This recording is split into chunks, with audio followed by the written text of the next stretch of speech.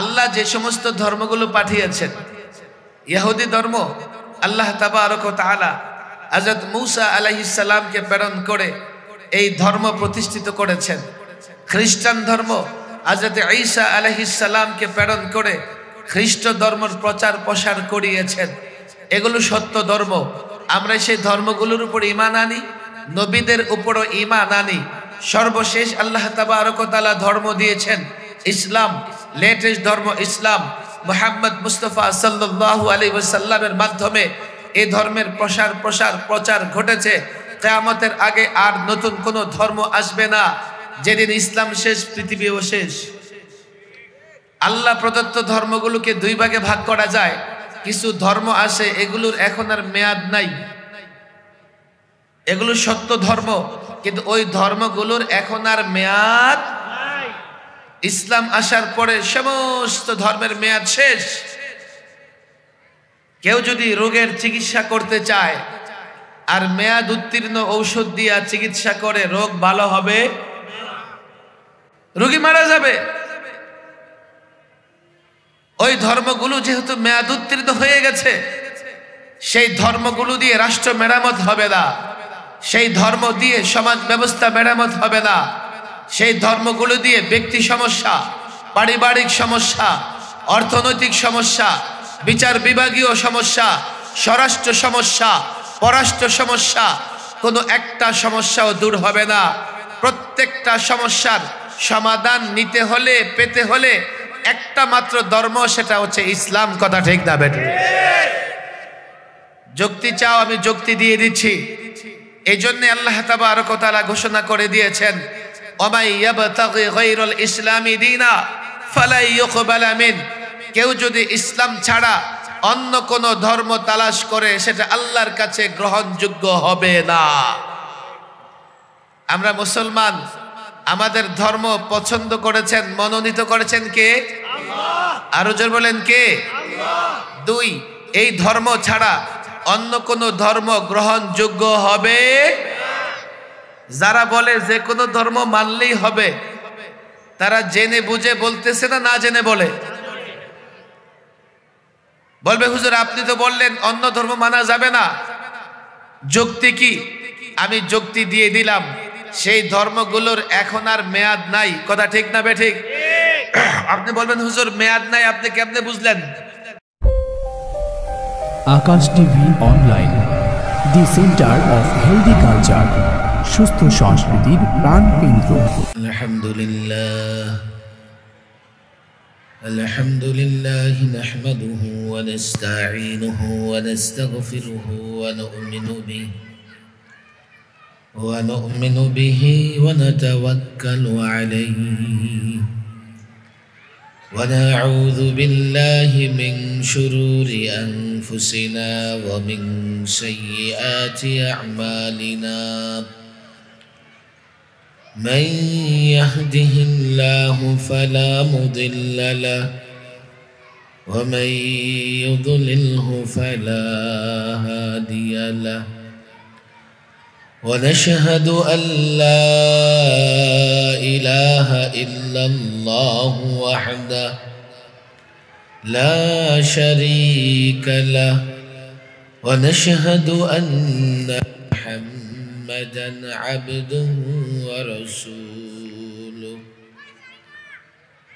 أما بعد فأعوذ بالله من الشيطان الرجيم. بسم الله الرحمن الرحيم.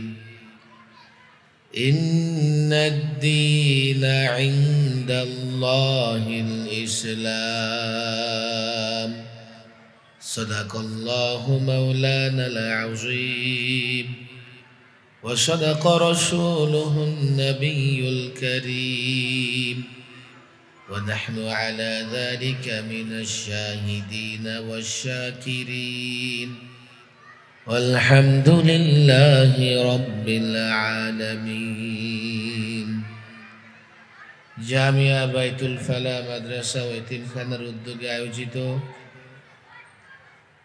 হাফেজ ছাত্রদের দিস্তারবন্দি উপলক্ষে 18তম বার্ষিক মাহফিলের মোহতরম সভাপতি, আমন্ত্রিত ওলামায়ে কেরাম, মঞ্চে উপবিষ্ট ওলামায়ে কেরাম, ছাত্র ভাইয়েরা, যুবক ভাইয়েরা, দিন প্রিয়, ইসলাম প্রিয় তাওহীদি জনতা, যে রব একটা দিনই প্রতিষ্ঠানের আয়োজনে মাহফিলে এসে বসার তৌফিক দিয়েছেন, শুরুতেই সকলে সে রবের শুকরিয়া আদায় করি, কালিমাতুশ শুকর উচ্চারণ করি, বলি আলহামদুলিল্লাহ।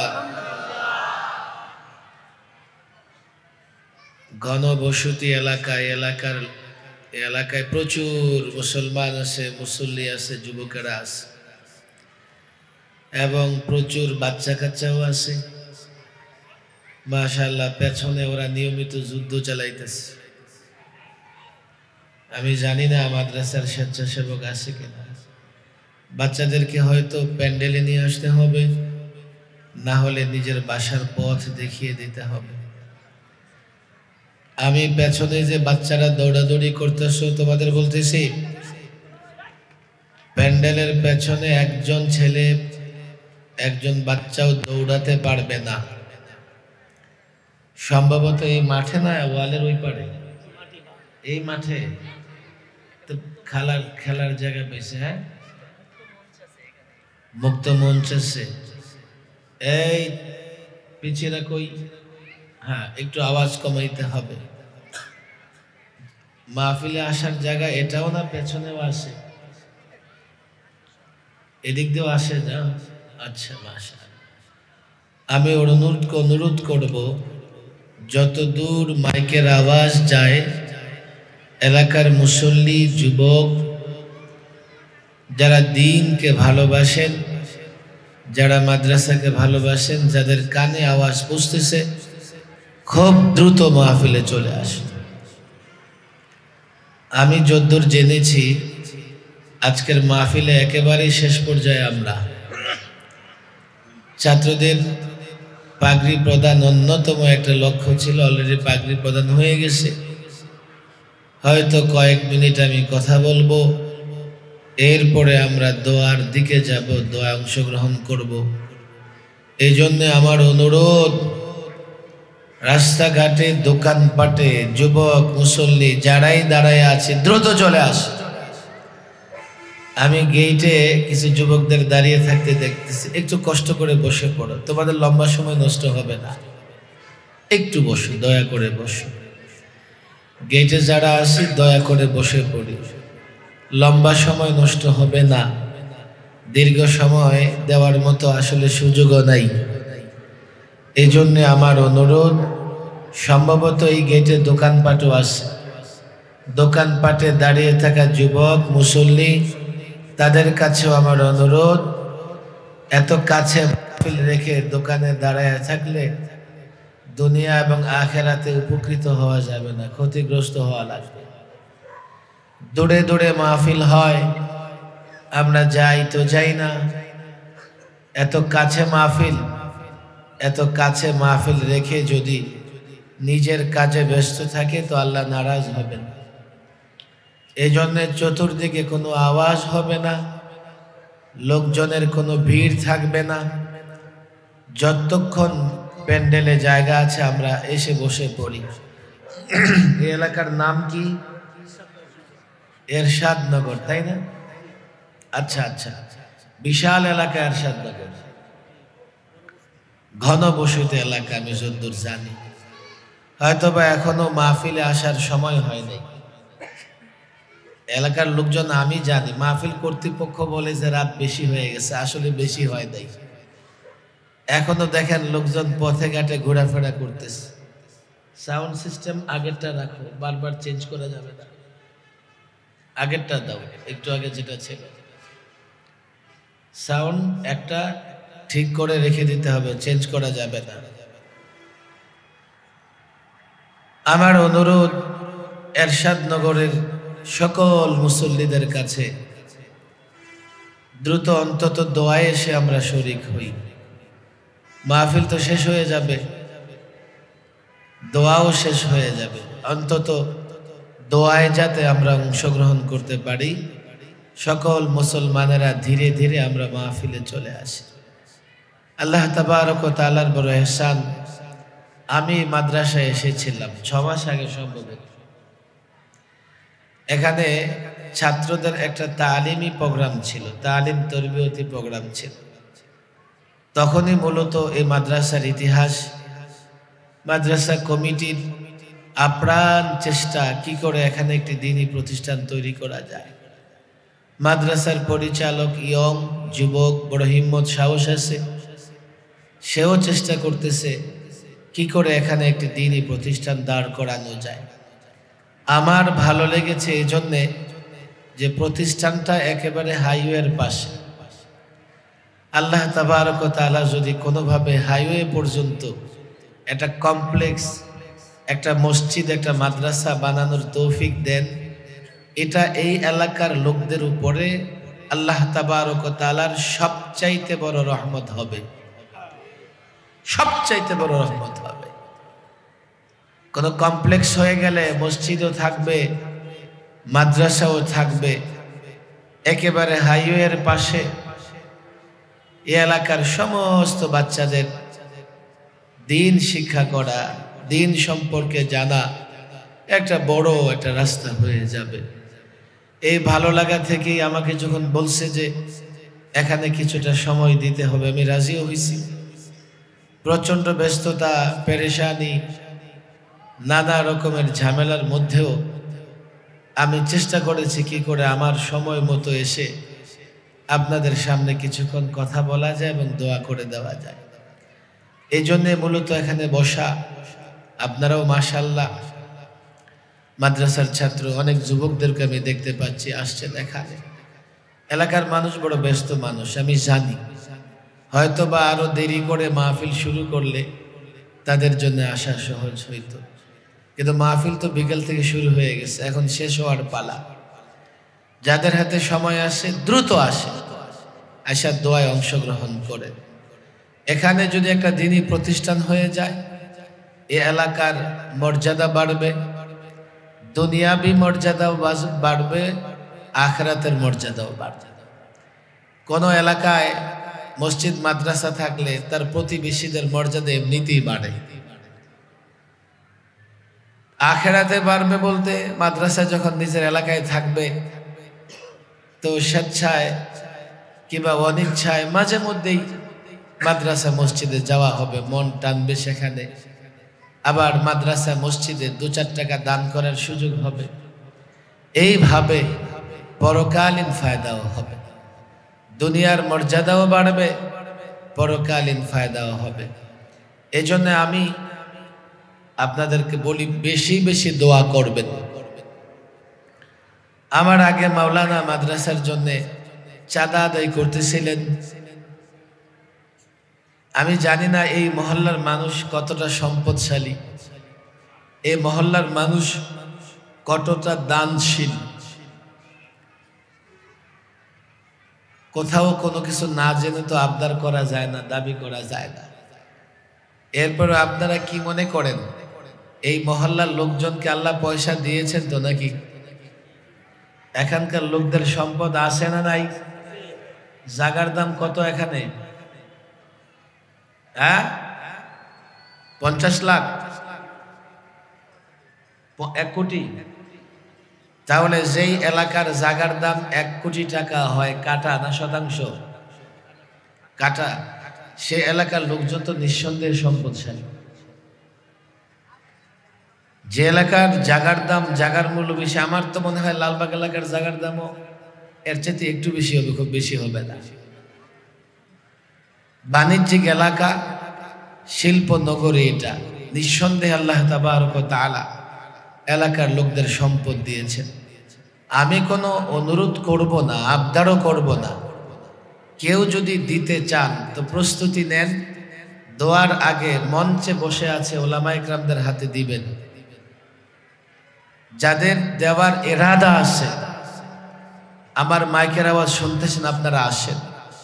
যারা বসে আছেন তাদের কাছ থেকে তো আদায় করা হয়েছে, যারা আসে নাই আমি তাদের কাছে অনুরোধ করব সামান্য একটা প্রস্তুতি নিয়ে আপনারা আসেন।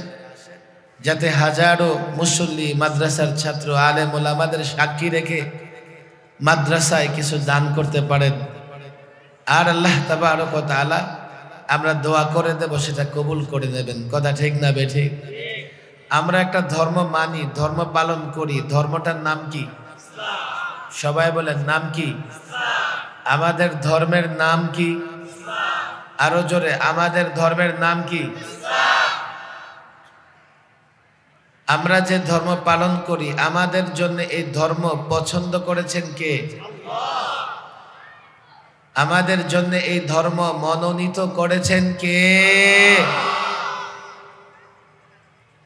ইন্নাদ দীনা ইনদাল্লাহিল ইসলাম। আল্লাহর কাছে মনোনীত ধর্ম, পছন্দনীয় ধর্ম, এই ধর্মের নাম কি? সবাই বলেন, নাম কি? এই কথাটা শুনতে ভালো লাগে না? যে আমাদের ধর্ম আমাদের জন্য পছন্দ করেছেন কে? আমরা আল্লাহ তাবারক ওয়া তাআলার মনোনীত পছন্দনীয় একটা ধর্ম অনুসরণ করি, এই জন্য আমরা মুসলিম, আমরা মুসলমান। তখনই আমার মুসলিম পরিচয়, তখনই আমার মুসলমান পরিচয় আমার কাছে ভালো লাগবে যখন আমি ইসলামের গুরুত্ব বুঝব, যখন আমি ইসলামের মর্যাদা বুঝব। আল্লাহ যে ধর্ম পছন্দ করেছেন তার মর্যাদা আছে না নাই? আমাদের এদেশে অনেক জেন্টেলম্যান আছে যারা নিজেদেরকে মুসলিম পরিচয় দিতে চায় না। আমি অবাক হই, নিউ ইয়র্কের একজন নতুন মেয়র নির্বাচিত হয়েছে। নিউ ইয়র্ক কোথায়? আমেরিকা। কোথায়? একজন নতুন মেয়র নির্বাচন হয়েছে না ওখানে? মেয়রের নাম কি? জোহরান মামদানি। মেয়রের নাম কি জানেন না সবাই? এত বড় দুর্ঘটনা ঘটাইছে সে। ট্রাম্প বলে ওই ইমিগ্রেন্ট, ওরে আমেরিকা থেকে বের করে দাও। ডোনাল্ড ট্রাম্প বলে ওরে গ্রেফতার করো। মামদানিকে আমার কিছুই করতে পারবা না। তার একটা বক্তৃতা আমার ভালো লাগছে। আই এম মুসলিম, আমি মুসলিম, আমি মুসলমান। উগান্ডায় জন্ম, আমেরিকার সবচাইতে বড় শহর নিউ ইয়র্কের মেয়র, ভারতীয় বংশোদ্ভূত। ইসলাম নেয়ামত সে বুঝতে পেরেছে, এই জন্যই মুসলিম পরিচয় দিতে লজ্জাবোধ করে না। আজকে পত্রিকায় এসছে কিনা আমি জানি না আসলে তার সবকিছু, তবে সে যে সাহসী একজন মুসলিম তার কথাই বোঝা যায়। ডোনাল্ড ট্রাম্পের পাশে দাঁড়ায়া মিডিয়ায় বক্তৃতা দিতেছে, আর সে বলতেছে গাজাতে, ফিলিস্তিনে জেনোসাইড হচ্ছে, গণহত্যা হচ্ছে, ইসরায়েলিরা গণহত্যা করতেছে। আর একটা মাহফিলে, একটা সমাবেশে ইসরায়েলকে গণহত্যাকারী বলা এটা সহজ। ডোনাল্ড ট্রাম্পের দপ্তরে তার সামনে দাঁড়ায়া মিডিয়াকে বলা ইসরায়েলি ইহুদিরা গণহত্যা করতেছে, চারটিখানি কথা না। ট্রাম্পের চোখে আঙ্গুল দিয়া দেখাই দিতেছে ট্রাম্পের সামনে দাঁড়ায়া যে ইহুদি ইসরায়েলিরা গাজা ফিলিস্তিনে গণহত্যা চালাচ্ছে। আপনারা এরশাদনগরের মানুষ, ঢাকার খুব কাছের মানুষ, মিডিয়া তারে জিজ্ঞেস করতেছে ডোনাল্ড ট্রাম্প ফেসিস্ট কিনা, ফেসিবাদী কিনা, স্বৈরাচারী কিনা। আমি অবাক হয়েছি, ডোনাল্ড ট্রাম্পের সামনে সে জবাব দিতেছে। ডোনাল্ড ট্রাম্প তারে থামাই দিছে যে আমারে তুমি স্বৈরাচার বলো, ফেসিস্ট বলো, সমস্যা নাই। তার এই পাওয়ার, এই শক্তি কোত্থেকে আসছে? তখনই আমার মনে হয়েছে এটা সত্যিকার মুসলিম। সত্যিকারের মুসলিম আমেরিকা হোক, ভারত হোক, চীন হোক আর রাশিয়া হোক, নরেন্দ্র মোদী হোক আর ডোনাল্ড ট্রাম্প হোক, কাউকে পরোয়া করে না। আই এম মুসলিম, সে পরিচয় দেয় আমি মুসলমান। কেন? সে জানে আমি মুসলিম পরিচয় দিচ্ছি, আমার ধর্ম ইসলাম, আর ইসলাম আমার জন্য পছন্দ করেছেন কে? বড় মজার ব্যাপার হলো, আমাদের একদল শিক্ষিত মানুষ আছে, তারা বলে কি জানেন, যে কোনো ধর্ম মানলেই হয়। জোরে বলেন। পৃথিবীর যত ধর্ম আছে এই ধর্মগুলোকে প্রথমে দুই ভাগে ভাগ করা যায়। কিছু ধর্ম মানুষ তৈরি করেছেন, মানব রচিত ধর্ম। আবার কিছু ধর্ম আল্লাহ তাবারক ওয়া তাআলা নবী পয়গম্বর প্রেরণ করে প্রতিষ্ঠিত করেছেন। এই দুই ধরনের ধর্মের মধ্যে মানুষ যে ধর্মগুলো তৈরি করেছে নিঃসন্দেহে এগুলো বাতিল। যেমন পৌত্তলিকতার ধর্ম, অগ্নি পূজার ধর্ম, গ্রহ নক্ষত্র পূজার ধর্ম, মূর্তি পূজার ধর্ম, এগুলো একটাও ধর্ম নয়।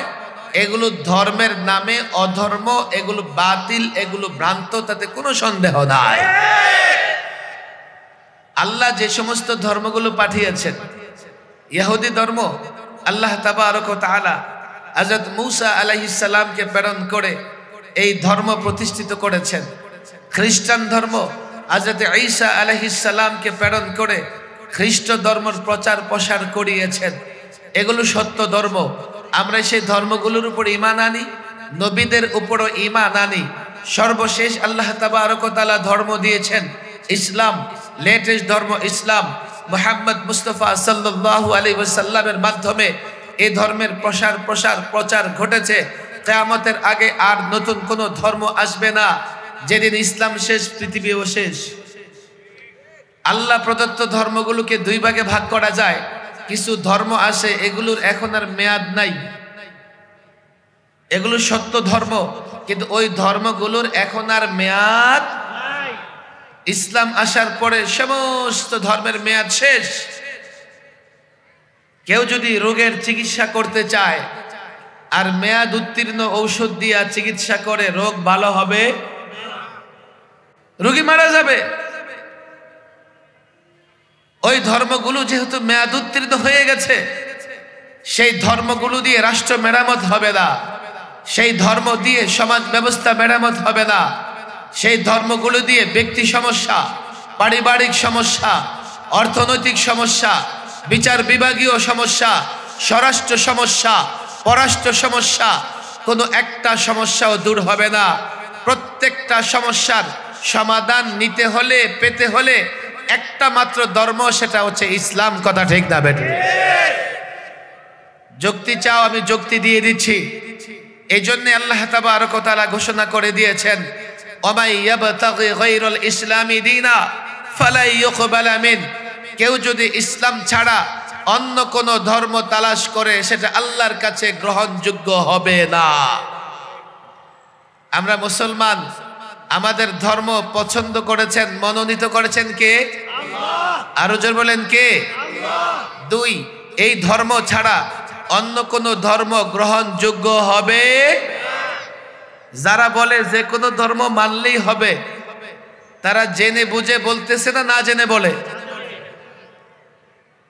বলবে হুজুর আপনি তো বললেন অন্য ধর্ম মানা যাবে না, যুক্তি কি? আমি যুক্তি দিয়ে দিলাম, সেই ধর্মগুলোর এখন আর মেয়াদ নাই। কথা ঠিক না বেঠিক? আপনি বলবেন হুজুর মেয়াদ নাই, আপনি কেমনে বুঝলেন? ঔষধের গায়ে তো লেখা থাকে ভ্যালিডিটি ডেজ, কবে শেষ হবে। সেই ধর্মগুলোর মেয়াদ নাই, আপনি বুঝলেন কেমনে? কোরআনুল কারীমে একথা স্পষ্ট বলা আছে। ওই ধর্মগ্রন্থগুলোকে তারা বিকৃত করেছে, ওই ধর্মগ্রন্থগুলো আল্লাহ তাবারক ওয়া তাআলা রহিত করে দিয়েছেন, নতুন বিধান দিয়েছেন, সেটা হচ্ছে ইসলাম। তোমরা কোরআনে বিশ্বাস করো না, কোরআনে বিশ্বাস করলে তো মুসলমান হয়ে যাইতা। যুক্তি চাও, যুক্তি চাও। আমি শিক্ষিত সমাজের কাছে যুক্তি দিয়ে যাচ্ছি, আমি আলেমদের কাছে যুক্তি দিয়ে যাচ্ছি, আমি ছাত্রদের কাছে যুক্তি দিয়ে যাচ্ছি। দেখো এই খ্রিস্ট ধর্ম এটা কেন এখন অকার্যকর, এর একটা বড় বাস্তবতা আছে। 2 থেকে 250 বছর আগে খ্রিস্টান পাদ্রী, গির্জা আর রাষ্ট্রের সঙ্গে ঝগড়া হয়। আগে খ্রিস্টান রাষ্ট্রগুলো পরিচালিত হতো গির্জা থেকে। রাষ্ট্রপ্রধানরা বলল এখন থেকে আমরা গির্জার কথা আর শুনবো না। কেন? গির্জাওয়ালারা যা বলছে তা প্রগতি উন্নতির বিরুদ্ধে, তা বিজ্ঞানের বিরুদ্ধে। সুতরাং গির্জা থেকে এখন আর রাষ্ট্র পরিচালিত হবে না, রাষ্ট্র হবে সেকুলারিজমের ভিত্তিতে, ধর্ম নিরপেক্ষতার ভিত্তিতে আমরা আমাদের চিন্তা দিয়ে রাষ্ট্র চালাবো, রাষ্ট্রে আর ধর্মের ছোঁয়া থাকবে না। বুঝবার চেষ্টা করেন, গির্জা এবং রাষ্ট্র পৃথক হয়ে গেল। এতটুকু ইতিহাস যারা জানে আমার শিক্ষিত ভাইয়েরা, তারা বাংলাদেশে এসে ধর্ম নিরপেক্ষতার কথা বলে হুজুর আপনাদের ধর্ম মসজিদ পর্যন্ত থাক, রাষ্ট্র চলবে ধর্ম নিরপেক্ষতা দিয়া, রাষ্ট্রের কোনো ধর্ম থাকতে নাই।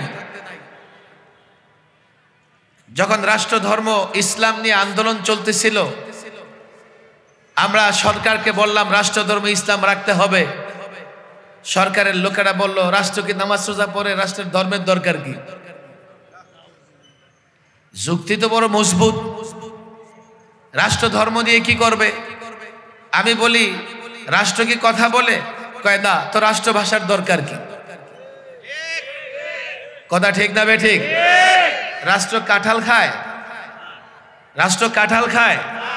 রাষ্ট্র সঙ্গীত গায়? রাষ্ট্র ইলিশ মাছ খায়? রাষ্ট্র বাঘের পেটে চড়ে? তো জাতীয় এসব জিনিসের দরকার কি? কথা ঠিক না বে ঠিক? বড় একটা বিশ্বাসের জায়গা এটা। আমার আপনার ইসলাম আল্লাহ যা মনোনীত করেছেন তা কমপ্লিট না আনকমপ্লিট? পরিপূর্ণ কিনা? কথা ঠিক না বে ঠিক? এখন খ্রিস্টান ধর্ম রাষ্ট্র থেকে কেন বিচ্ছিন্ন হয়ে গেছে? খ্রিস্টান পাদ্রীরা মেয়াদ উত্তীর্ণ ঔষধ দিয়া রাষ্ট্রের মেরামত করার চেষ্টা করেছে। আলেমদের হাতে ধরে পায়ে ধরে বলে যাই, আমরা যুবকদের বুঝাতে পারছি না আমার ইসলাম আমার জন্য কত বড় নেয়ামত, আমার ইসলাম আমার জন্য কত বড় রহমত। এ যুবক, পৃথিবীতে নানা ইজম আছে, নানা মেথড আছে, নানা ফর্মুলা আছে, নানা তন্ত্র আছে। আমার বাংলাদেশও নানা তন্ত্র দ্বারা পরিচালিত হয়েছে। বাংলাদেশ লম্বা সময় গণতন্ত্র ডেমোক্রেসি দ্বারা পরিচালিত হয়েছে। আবার গত 16 বৎসর এর আগে সেকুলারিজমে বিশ্বাসী একটা রাজনৈতিক দল সেকুলার চিন্তায় রাষ্ট্র পরিচালনা করেছে। আবার বামপন্থীরা সমাজতন্ত্রের কথা বলে, সোশ্যালিজমের কথা বলে। এবার যখন রাষ্ট্র মেরামতের প্রশ্ন এসেছে, রাষ্ট্র সংস্কারের প্রশ্ন এসেছে, ডানপন্থী বামপন্থী রামপন্থী, ডানপন্থীওয়ালারা আমেরিকার দিকে দৌড়াইতেছে, বামপন্থীওয়ালারা চীন রাশিয়ার দিকে দৌড়াইতেছে, আর যারা রামপন্থী রাম রাম করতে করতে সেকুলার ভারতের দিকে দৌড়াইতেছে। আমি অবাক হয়ে গেছি। আমি মনে করেছি আমরা ব্যর্থ, আমরা জাতিকে বুঝাইতে পারি নাই, জাতির যুবকের বুঝাইতে পারি নাই। তোমরা কি দিয়ে রাষ্ট্র মেরামত করতে চাও? তোমরা কি দিয়ে রাষ্ট্র সংস্কার করতে চাও? আরে যা দিয়ে রাষ্ট্র সংস্কার করতে চাও, 54 বৎসর তো রাষ্ট্র এগুলো দিয়ে চলেছে। কোথায় দুর্নীতি বন্ধ হয় নাই, চুরি বন্ধ হয় নাই, ডাকাতি বন্ধ হয় নাই, আবার পুরনো জিনিস দিয়া রাষ্ট্র কেন চালাইতে চাও? বলে হুজুর কি করব? কি করবা? মুসলমান না, রাষ্ট্র মেরামত করতে চাও? তোমার হাতে তো ইসলাম আছে, কোরআন আছে, সুন্নাহ আছে। আমি তো গোটা দুনিয়াকে চ্যালেঞ্জ করি, মুসলিম যুবকদের চ্যালেঞ্জ করি, আমাদের কথা বিশ্বাস করবার চেষ্টা করো। প্রচলিত তন্ত্র মন্ত্র, মানব রচিত তন্ত্র মন্ত্র দিয়া যতই তোমরা চেষ্টা করো না কেন, যতই সংস্কার করো না কেন, যতই অভ্যুত্থান করো না কেন, যতই বিপ্লব ঘটাও না কেন, দুর্নীতি বন্ধ হবে না, চুরি ছিনতাই বন্ধ হবে না, ন্যায় ইনসাফ কায়েম হবে না, ন্যায় বিচার কায়েম হবে না, বৈষম্য দূর হবে না, জুলুম দূর হবে না। হ্যাঁ, যদি মনে করো ইসলাম এমন এক ধর্ম, এমন এক বিধান আল্লাহ তোমার জন্য আমার জন্য পছন্দ করেছেন, আল্লাহ ডিক্লেয়ার করে দিয়েছেন, ইসলাম ছাড়া অন্য কোনো তন্ত্র মন্ত্র ধর্ম গ্রহণযোগ্য হবে না। কেন ইসলাম প্র্যাকটিস করো না? কেন ইসলাম ধরো না? বলবা ইসলাম ধরলে কি হবে? কি হবে জানো? এই তন্ত্র মন্ত্র দিয়া পৃথিবী কয়দিন শাসিত হয়েছে, কয়দিন শাসন হয়েছে। ডেমোক্রেসি দিয়া পৃথিবী কয়দিন শাসন করে গেছে। রাশিয়া সমাজতন্ত্র প্রতিষ্ঠা করে 1+12 বছর সোভিয়েত ইউনিয়ন ধরে রাখতে পারে নাই। আমেরিকা বলো, ইউরোপ বলো, 100 বছর রাজত্ব করতে পারে নাই। অথচ জানো 1400 বছরে 1100 বছর, কমপক্ষে 1100 বছর গোটা পৃথিবীতে ইসলামী শাসন ব্যবস্থা ছিল। তুমি বলবা নামে মাত্র ছিল? No, never. যতদিন ইসলামী শাসন ব্যবস্থা ছিল, কাফের বেঈমান সব গোষ্ঠী, সব সংখ্যালঘু সম্প্রদায় ইসলামের ন্যায় বিচার দেখেছে। আজকে যখন ইসলাম বিদায় নিয়েছে, মুসলমানদেরও ন্যায় বিচার পাবার রাস্তা বন্ধ হয়ে গেছে।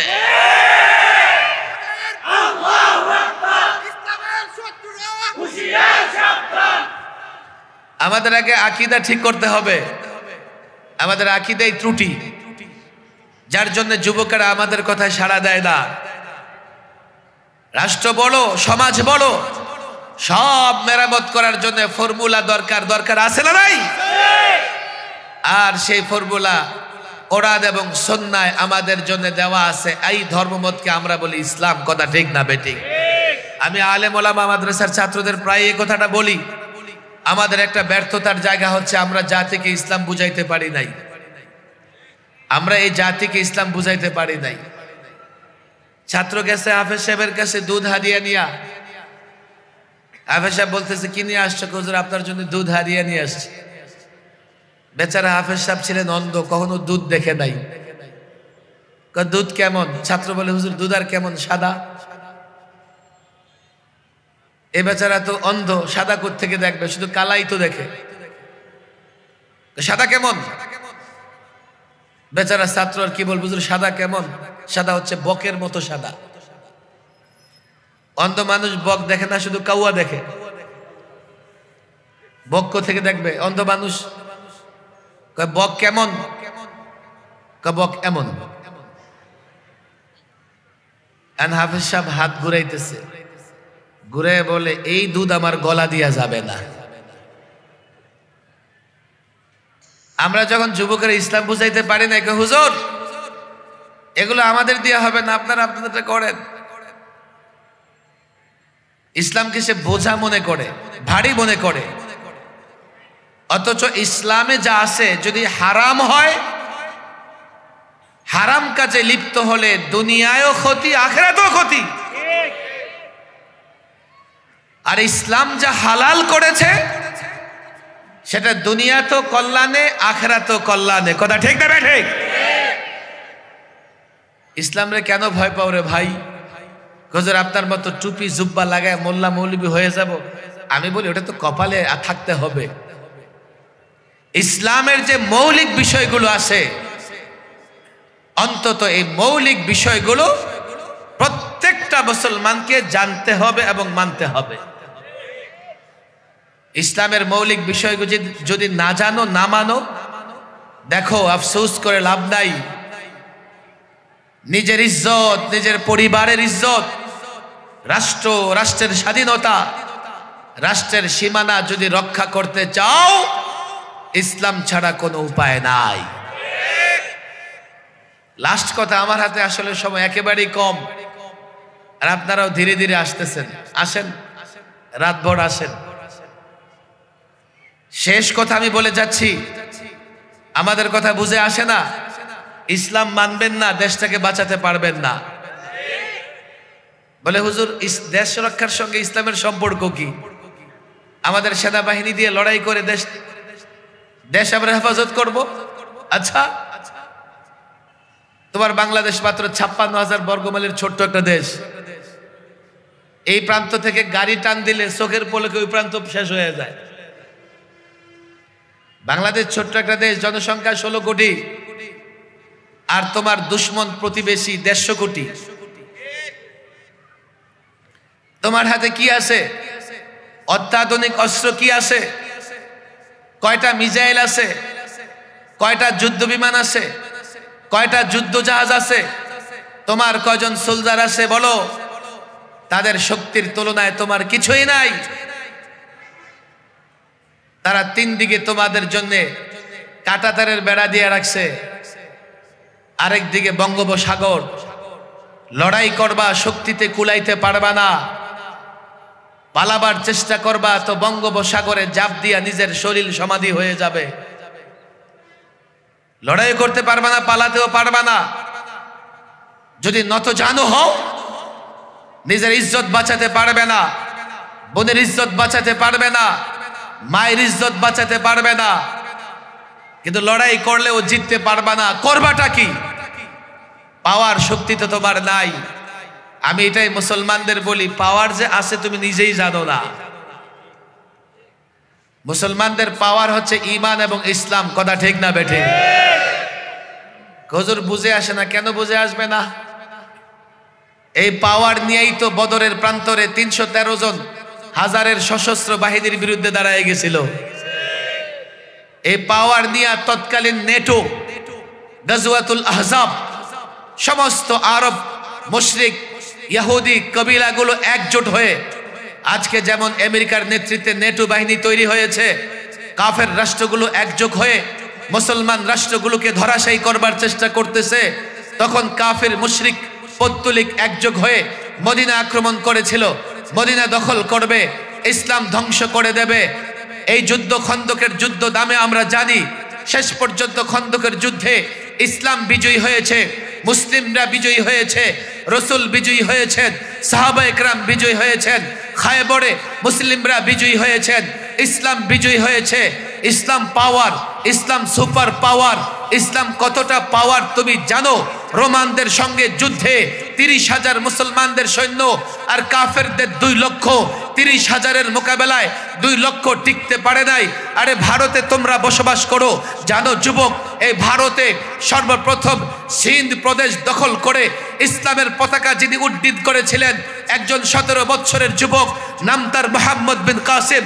আজকে 16 বছরের, 17 বছরের অনেক যুবক আছে, এক একটা অ্যাটম বোমার চাইতেও শক্তিশালী হবে। কেন শক্তিশালী হচ্ছে না? ইমান বুঝে না, ইসলাম বুঝে না। এক একটা যুবক যদি ইমান বুঝে, ইসলাম বুঝে, বয়স 17 হলে মোহাম্মদ বিন কাসিমের মতো শক্তিশালী হবে। মোহাম্মদ বিন কাসিম মধ্যপ্রাচ্য থেকে, আরব থেকে এই সিন্ধ প্রদেশ বিজয় করেছিলেন। রাজা দাহিরকে পরাজিত করে সিন্ধে প্রথম ইসলামের পতাকা উড্ডীন হয়েছিল। তোমরা কি বুঝো না? পাওয়ার মোহাম্মদ বিন কাসিম নয়, পাওয়ার ছিল ইসলাম। পাওয়ার মোহাম্মদ বিন কাসিম নয়, পাওয়ার ছিল কোরআন এবং সুন্নাহ। তোমাদের দেশ রক্ষা করতে চাও, বিজয় হতে চাও, আল ইসলামু ইয়ালু ওয়ালা ইউলা। ইসলাম বিজয়ী ধর্ম, ইসলাম বিজয়ের ধর্ম। ইসলাম পরাজিত হয় না। যোগে যোগে হাজারো যুদ্ধে মুসলমানরা তা প্রমাণ করে দেখিয়েছেন। তাই তো বলি, দেশ রক্ষা করতে চাও, ইজ্জত বাঁচাতে চাও, মায়ের ইজ্জত বাঁচাতে চাও, স্বাধীনতা রক্ষা করতে চাও, তোমার হাতে পাওয়ার আছে, ইসলাম তোমার সিনায় ঈমান আছে। সেটা যদি প্র্যাকটিস করো, ধরতে পারো, মানতে পারো, গোটা দুনিয়াকে চ্যালেঞ্জ করো, গোটা দুনিয়াকে চ্যালেঞ্জ করে জানিয়ে দাও, তেল আবিব থেকে দিল্লি পর্যন্ত, মস্কো থেকে ওয়াশিংটন ডিসি পর্যন্ত, আল্লাহর কসম করে বলি, ইসলাম যদি ধরতে পারো, ইসলাম যদি মানতে পারো, তাগুত, কাফের, বেঈমান যারাই তোমার মোকাবেলায় মাঠে নামবে, পরাজিত হবে। তুমি বিজয়ী হবে, তুমি বিজয়ী হবে।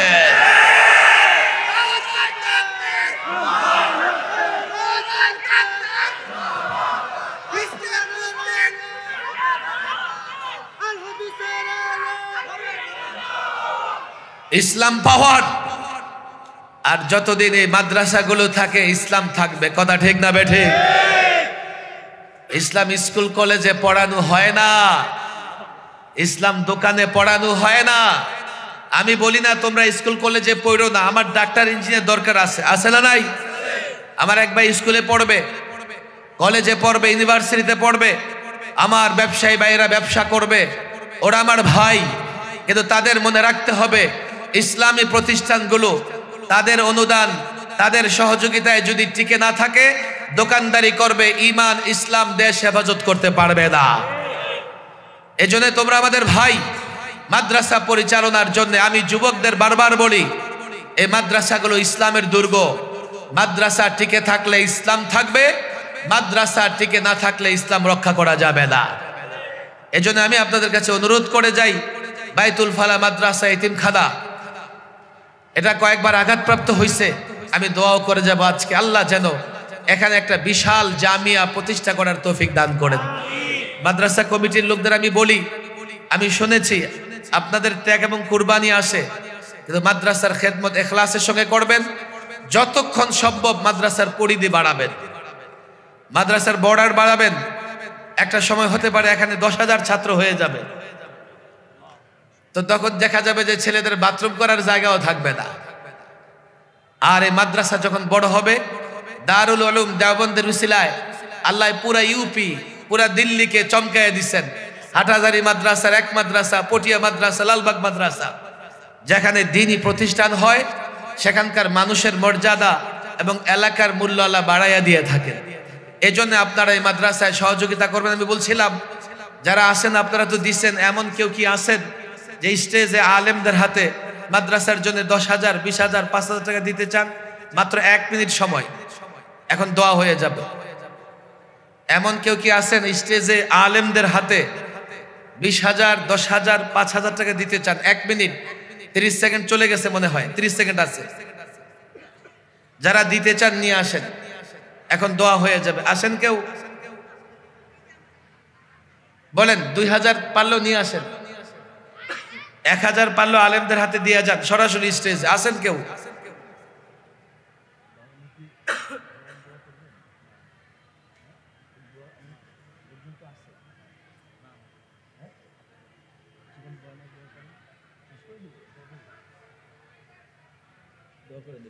আসেন নাকি কেউ? দুরূদ শরীফ পড়েন সবাই, দুরূদ শরীফ পড়েন।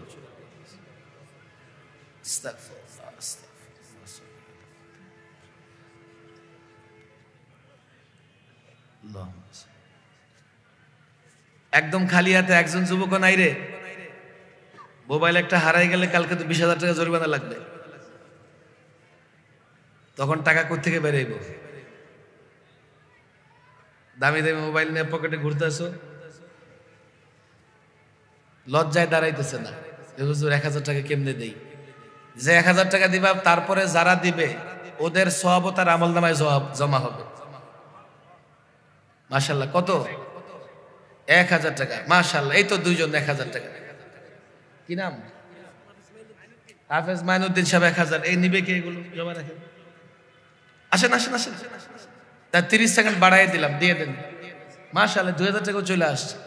এটাই বলতেছিলাম, শুরুটা কে করবে চিন্তা করতেছে। দেন। মাশাআল্লাহ, সব নোট আসতেছে।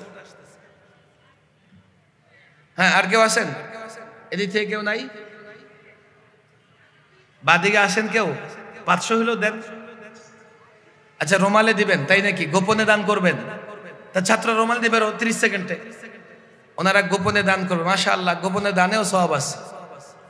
দুরূদ শরীফ পড়েন, দোয়া হয়ে যাবে। ছাত্ররা কই? উঠো না, উঠো, মাঝখান থেকে উঠো। হ্যাঁ, মহিলা প্যান্ডেল আছে, আমাদের একজন মা কিংবা বোন, আপনিও কি করেন? সবার কাছ থেকে যে যা দেয় নিয়ে সংগ্রহ করেন। দ্রুত যাও ছেলেরা, দ্রুত যাও। মাশাআল্লাহ, কত? 500 টাকা। হ্যাঁ, বাকিরা দুরূদ শরীফ পড়ি, দোয়া হয়ে যাবে। দুরূদ শরীফ পড়ি।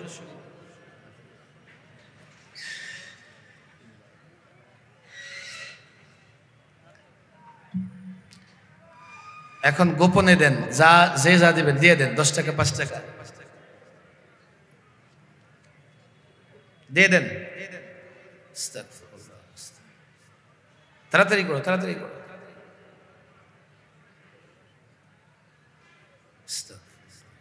কয়েকবার ইস্তিগফার পড়ি। আস্তাগফিরুল্লাহ।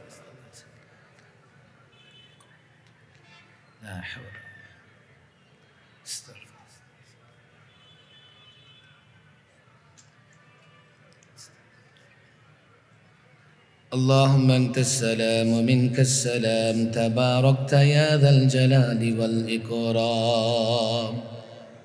ربنا ظلمنا أنفسنا وإن لم تغفر لنا وترحمنا لنكونن من الخاسرين. ربنا لا تزغ قلوبنا بعد إذ هديتنا وهب لنا من لدنك رحمة إنك أنت الوهاب. يا الله يا رب العالمين، يا رب العرش العظيم، يا رب العرش الكريم। আল্লাহ তাবারক ওয়া তাআলা বিকেল থেকে দীর্ঘ সময় পর্যন্ত মাহফিলে বসে যারা মাহফিল শুনেছে, ওয়াজ শুনেছে, যারা আলোচনা করেছে, মালিক আমরা সকলে মিলে আপনার দরবারে ভিক্ষুকের মতো দোকানি হাত তুলে ধরেছি। আল্লাহ তাবারক ওয়া তাআলা বড় আশা নিয়ে হাত তুলেছি। মালিক আপনার কাছে ফরিয়াদ, জীবনে যত গুনাহ করেছি, অন্যায় করেছি, নফসের উপর জুলুম করেছি, গোপনে করেছি, প্রকাশ্যে করেছি, সমস্ত গুনাহের জন্য তওবা করতেছি, মাফ চাইতেছি, আমাদের মাফ করে দেন। আমাদের প্রত্যেককে আপনি আপনার নেককার বান্দাদের অন্তর্ভুক্ত করে নেন। আল্লাহ তাবারক ওয়া তাআলা দ্বীনি প্রতিষ্ঠান মালিক, এই প্রতিষ্ঠানকে আপনি কবুল করে নেন। এই প্রতিষ্ঠানের জন্য বিশাল বড় জায়গা ব্যবস্থা করে দেন। এলাকার মানুষ যাদেরকে সম্পদ দিয়েছেন তাদের অন্তর আপনি প্রতিষ্ঠানমুখী বানায়া দেন। আল্লাহ তাবারক ওয়া তাআলা প্রতিষ্ঠানের পরিচালনা কমিটি, প্রতিষ্ঠানের খায়ের হিতাকাঙ্ক্ষী যারাই এখানে আমার সাথে মালিক হাত তুলেছে, প্রত্যেককে আপনি ইখলাসের সঙ্গে প্রতিষ্ঠানের খেদমত করার তৌফিক দেন। আল্লাহ নিয়তকে বিশুদ্ধ করে খেদমত করার তৌফিক দান করেন। আল্লাহ প্রতিষ্ঠানে যত বাধা আছে, যত বিপত্তি আছে দূর করে দেন। আল্লাহ যত প্রয়োজন আছে, আসবাব দরকার, অর্থ দরকার, গায়েব থেকে ব্যবস্থা করে দেন। আল্লাহ তাবারক ওয়া তাআলা যারা দান করেছে প্রত্যেকের দানকে কবুল করে নিয়ে দুনিয়া আখিরাতে তার সম্পদে বরকতের ব্যবস্থা করে দেন। আল্লাহ তাবারক ওয়া তাআলা আমাদের ছেড়ে যারা কবরের বাসিন্দা হয়ে গেছে মালিক, আমরা যারা হাত তুলেছি, জানি না আমার মতো কে বাবা হারিয়েছে, জানি না কে তার মাকে হারিয়েছে, কে তার আত্মীয় স্বজন ভাই বোন হারিয়েছে। মালিক যারা কবরবাসী হয়ে গেছে জানি না তারা কেমন আছে। আল্লাহ কারো কবরে যদি কোনো আযাব চলে থাকে আপনার কাছে তাদের পক্ষ থেকে মাফ চাই, মাফ করে দিয়ে প্রত্যেকটা কবরকে আপনি জান্নাতের বাগান বানায়া দেন। আল্লাহ তাবারক ওয়া তাআলা আমাদের মধ্যে যারা অসুস্থ তাদেরকে সুস্থতার নেয়ামত দান করেন। যারা পেরেশানিতে আছে পেরেশানি দূর করে দেন। যারা বেকার আছে ভালো কর্মসংস্থানের ব্যবস্থা করে দেন। আল্লাহ তাবারক ওয়া তাআলা আমাদের সকলের জন্য হালাল রিজিকের ব্যবস্থা করে দেন। হারাম থেকে বেঁচে থাকবার তৌফিক দান করেন। নেক কাজের মহব্বত দান করেন। গুনাহ থেকে বেঁচে থাকবার তৌফিক দান করেন। আপনার সন্তুষ্টির জন্য প্রত্যেকটা কাজ করার তৌফিক দান করেন। মালিক প্রত্যেকটা কাজে আপনি সন্তুষ্ট হয়ে যান, সঠিকভাবে কাজগুলো আঞ্জাম দেওয়ার তৌফিক দেন। রব্বানা আতিনা ফিদ দুনিয়া হাসানা ওয়া ফিল আখিরাতি হাসানা ওয়া কিনা আযাবান নার। সুবহানা রাব্বিকা রাব্বিল ইজ্জাতি আম্মা ইয়াসিফুন ওয়া সালামুন আলাল মুরসালিন ওয়ালহামদুলিল্লাহি রাব্বিল আলামিন। Akash TV online, the centre of healthy culture, সুস্থ সংস্কৃতির প্রাণ কেন্দ্র। Akash TV online, the centre of healthy culture, সুস্থ সংস্কৃতির প্রাণ কেন্দ্র।